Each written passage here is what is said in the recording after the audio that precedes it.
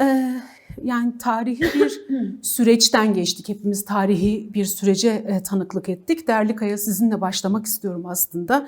Yüzyıllık bir Kürt sorunu ve bu sorunun çözümü için aslında bazı adımlar, bazı gelişmeler yaşandı. Bunları konuşacağız ama öncelikle bu sürecin kadınlar için önemi neydi? Kadınlar neden barış sürecinde bu kadar aktif rol aldılar ve bir yıl boyunca sahadalardı ki DEM Parti'nin de bu noktada aslında bu süreci halka anlatmak için ilk günden beri çeşitli halk buluşmaları da oldu. Bu süreç kadınlar için neden önemliydi diye sorup başlayalım. Ee, Ben herkesi sevgiyle ve saygıyla selamlayarak başlamak istiyorum. Tabii ki tarihsel bir dönemden geçiyoruz, hala geçiyoruz esasında.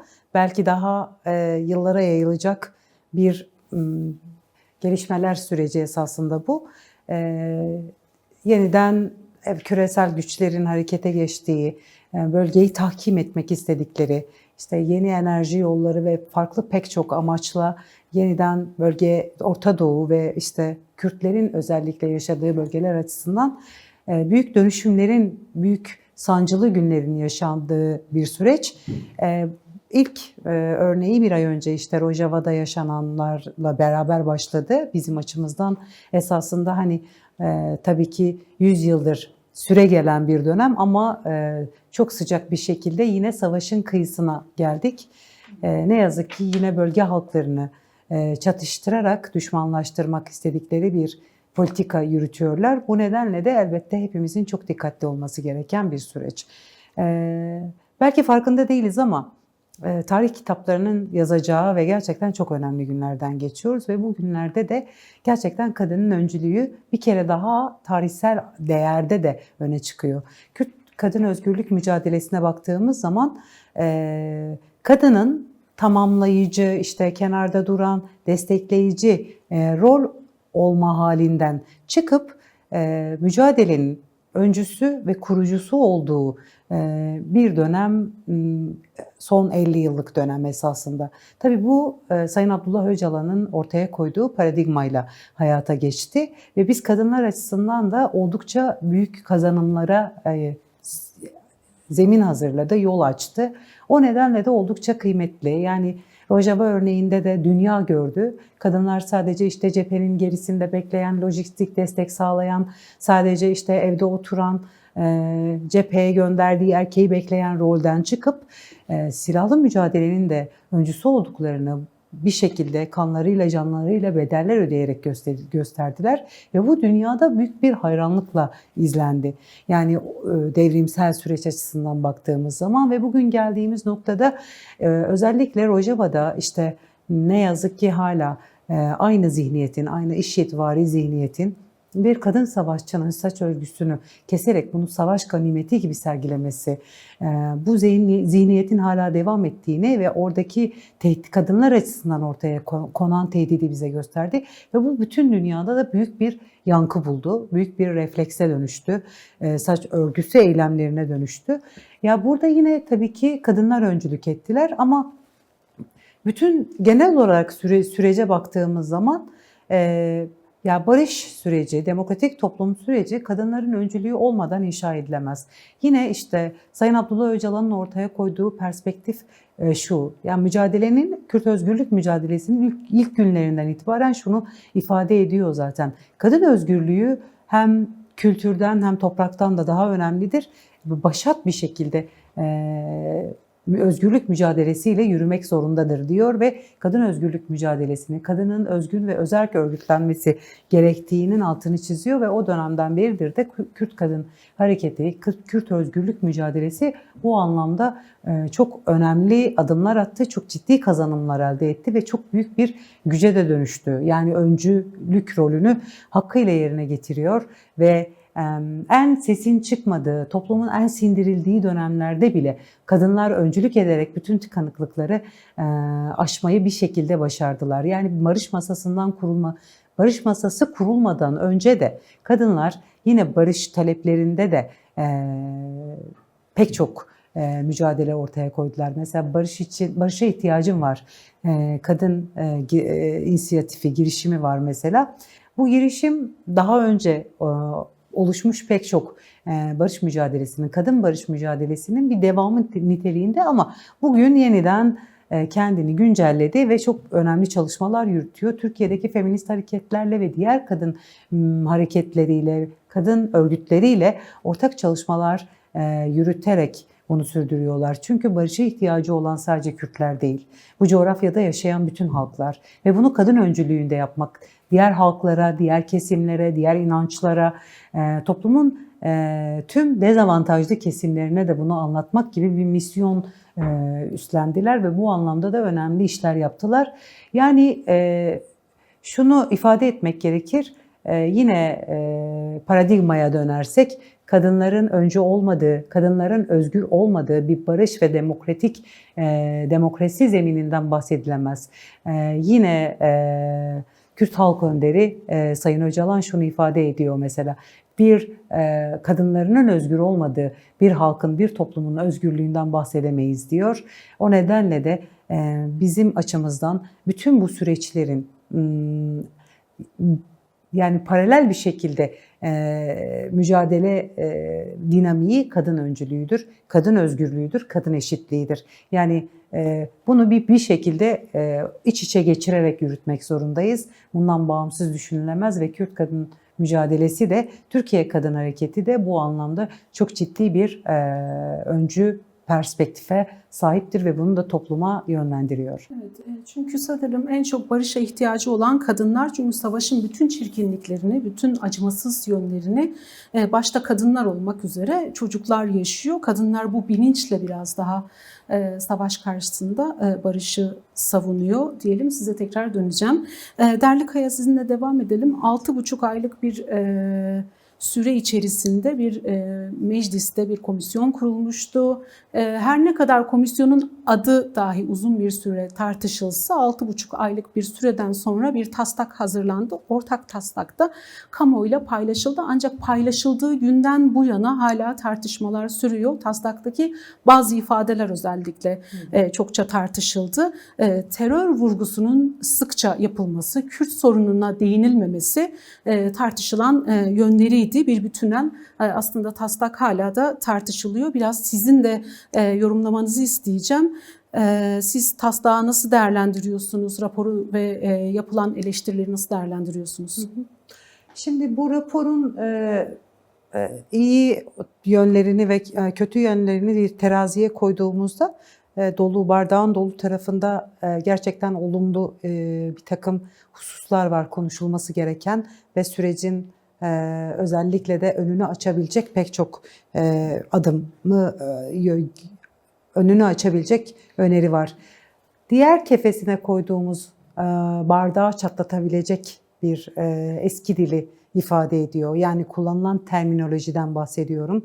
Ne yazık ki evet, eleştirilebilir pek çok tarafı var ki eleştirilmesi gerektiğini de düşünüyoruz. Bizim buna dair zaten çok geniş bir şerhimiz var. O şerhin kendisi de oldukça kıymetli. Yani bunun böyle görülmesi, böyle ifade edilmesi gerekiyor. Bu yeni bir dönemin başlangıcı. Yine burada Sayın Öcalan da kendisinin de son görüşmede ifade ettiği gibi, yani demokratik entegrasyonun, yani sürecin ikinci aşamasının resmi başlangıcı esasında. O nedenle aslında oldukça kıymetli. Yani evet, ne yazık ki şunu görüyoruz, hala o eski ayrımcı, yok sayan dilde yeniyi inşa etme ısrarı var iktidarın.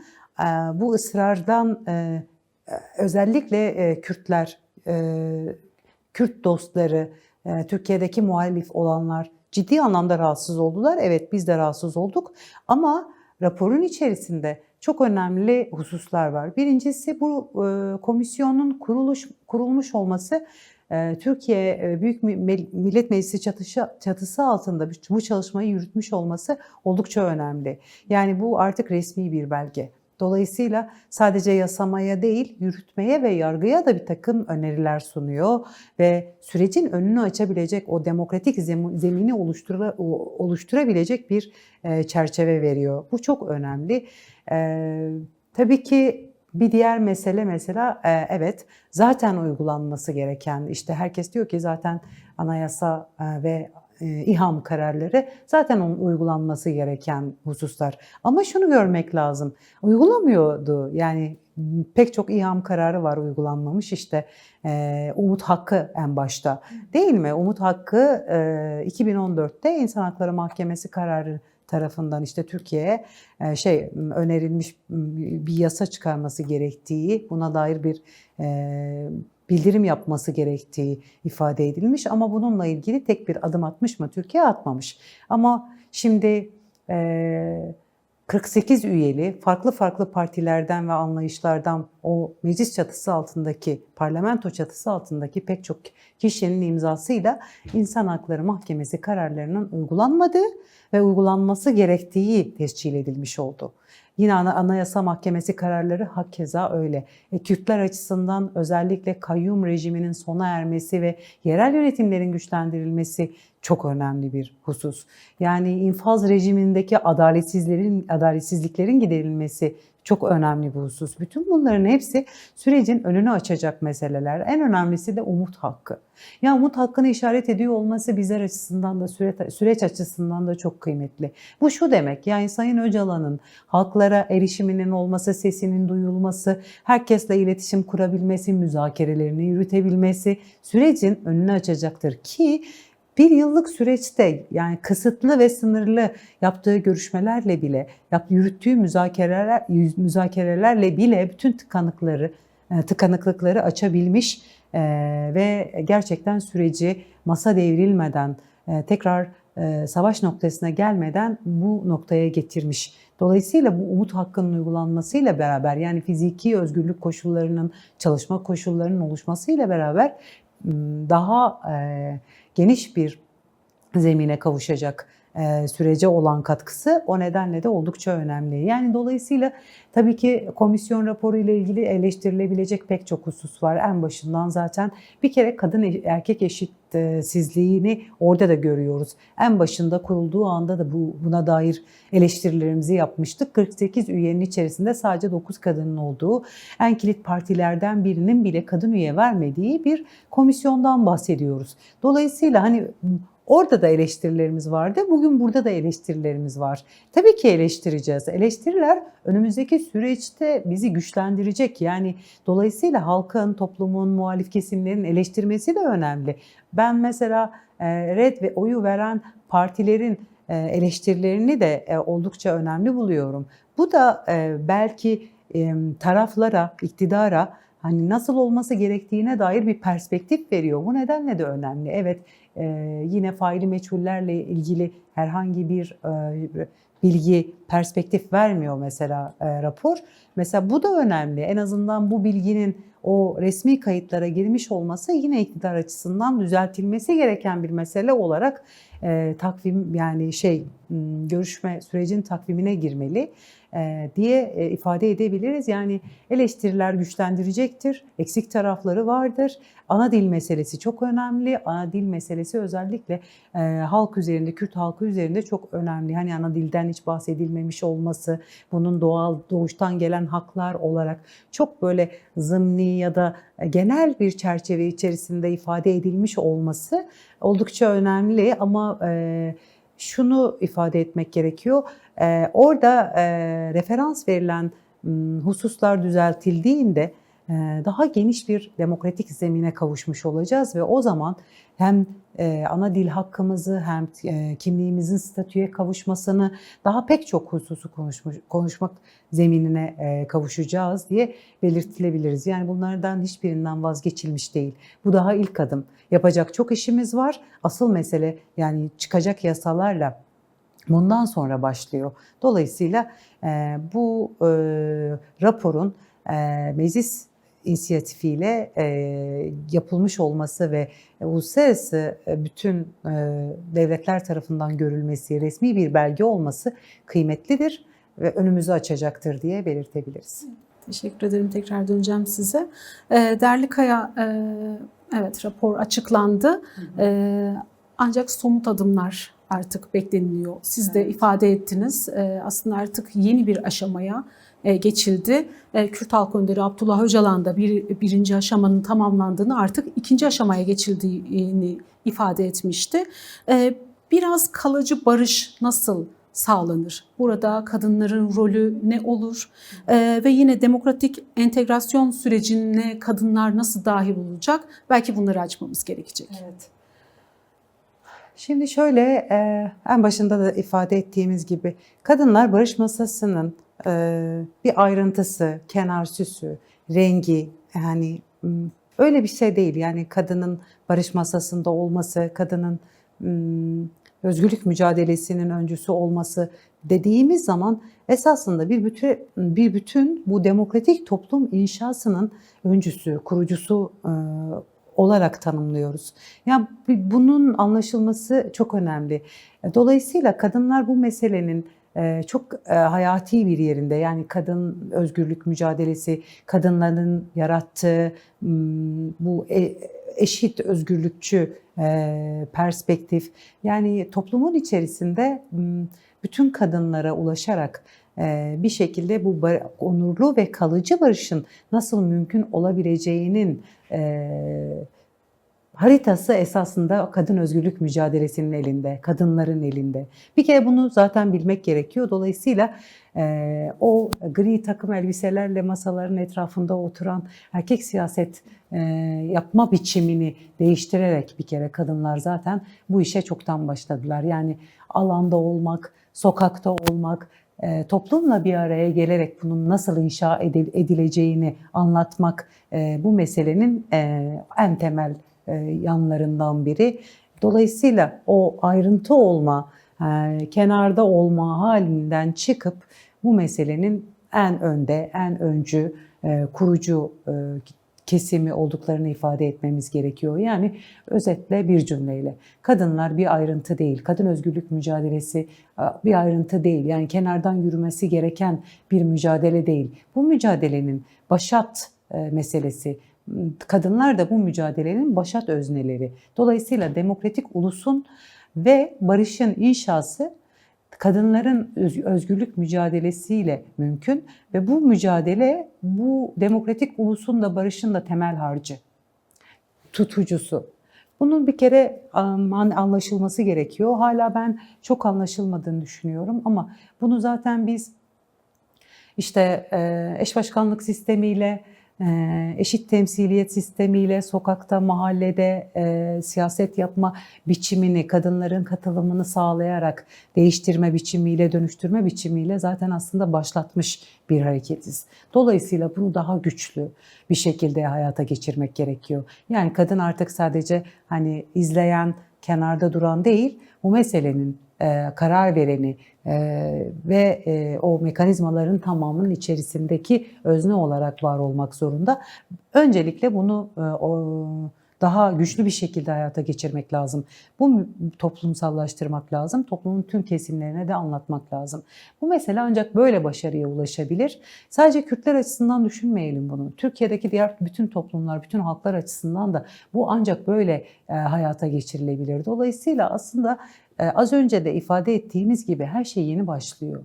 Yani bu bir yıllık süreç bize uzun gelebilir ama barışı inşa etmek, demokratik toplumu, demokratik ulusu inşa etmek uzun yıllara yayılacak meşakkatli bir mücadele esasında, bir direniş biçimi olarak hayata geçirilmek zorunda. Yani bu bir yılda evet yaptık, bitti, oldu gibi bir şey değil.